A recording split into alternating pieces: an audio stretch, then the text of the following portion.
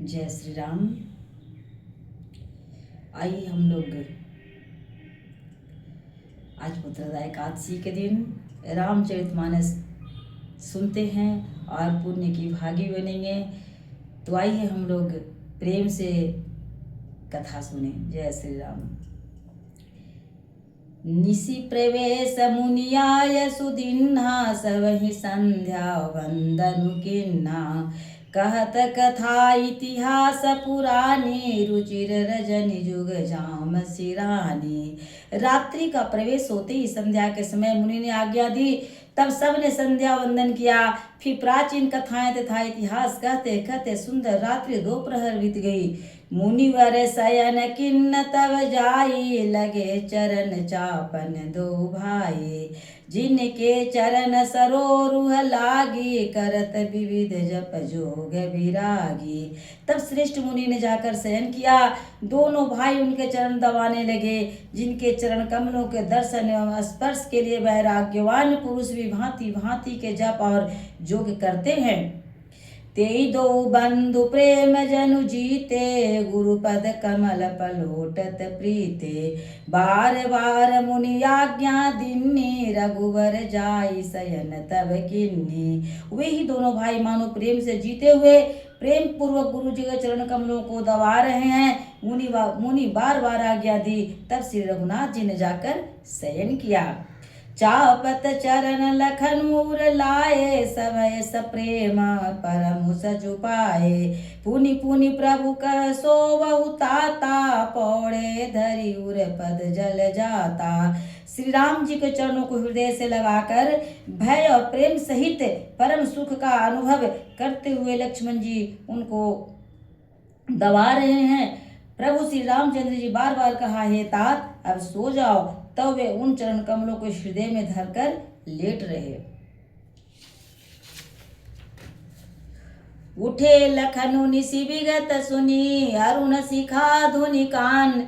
गुरु ते पहिले जगतपति जागे राम सुजान। रात बीतने पर मुर्गे का शब्द कानों में सुनकर लक्ष्मण जी उठे। जगत के स्वामी सुजान श्री रामचंद्र जी भी गुरु से पहले ही जाग गए। सकल शौच करि जाई नहाए नित्य निवाहि मुनि सिर नाये। समय जानि गुरु आय सुपाई लेन प्रसून चले दो भाई। सब शौच क्रिया करके वे जाकर नहाए। फिर संध्या अग्निहोत्र आदि नित्य कर्म समाप्त करके उन्होंने मुनि को मस्तक नवाया। पूजा का समय जानकर गुरु की आज्ञा पाकर दोनों भाई फूल लेने चले। भूप बागु बर देखत जाई जहाँ बसंत ऋतु रही लो भाई। लागे बिटप मनोहर नाना बरन बरन बर बेली बिताना। उन्होंने जाकर राजा के सुंदर बाग देखा जहाँ बसंत ऋतु लुभा कर रह गई हो। मन को लुभाने वाले अनेक वृक्ष लगे हैं। रंग बिरंगी उत्तम लताओं का मंडप छाए हुए हैं। नव पल्लव फल सुमन सुहाए निज संपत्ति सुर रूखल जाए। चातक कोकिल कीर चकोरा कूजत बिहग नटत कल मोरा। नए पत्तों और फलों के फूलों से युक्त सुंदर वृक्ष अपनी संपत्ति से कल्प वृक्ष भी लजा रहे हैं। पपीहे कोयल तोते चकोर आदि पक्षी मीठी बोली बोल रहे हैं और मोर सुंदर नृत्य कर रहे हैं।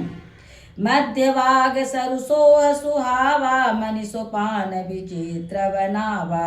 विमल सलील सर सिज बहुरंगा जल खग कुंजत गुंजत भृंगा। बाग के बीचों बीच सुहावन सरोवर सुशोभित है जिसमें मणियों की सीढ़ियां विचित्र ढंग से बनी है। उसका जल निर्मल है जिसमें अनेक रंगों के कमल खिले हुए हैं। जल के पक्षी कलरव कर रहे हैं और भ्रमर गुंजार कर रहे हैं।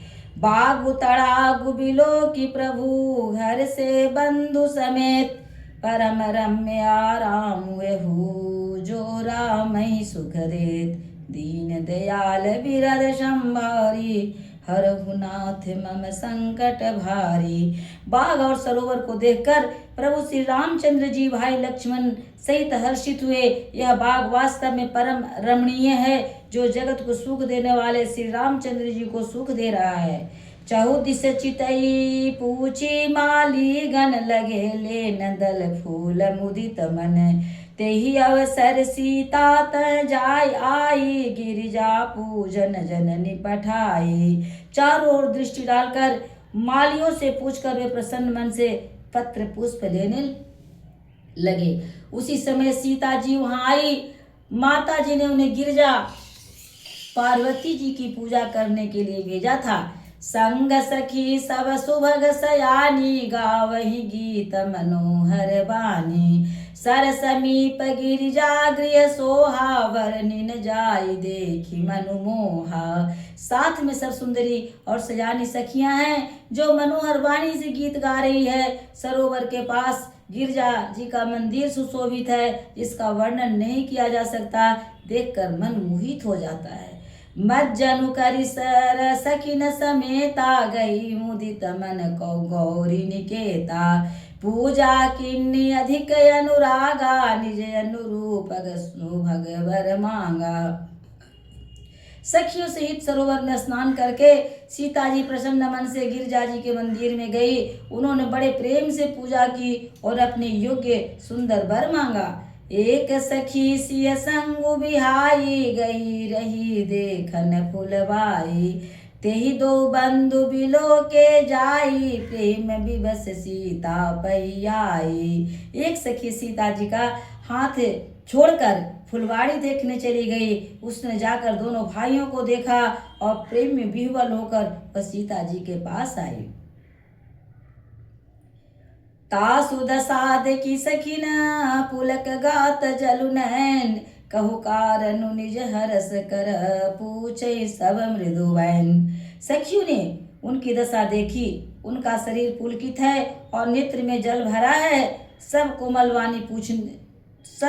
वाणी से पूछने लगी कि अपनी प्रसन्नता का कारण बताओ।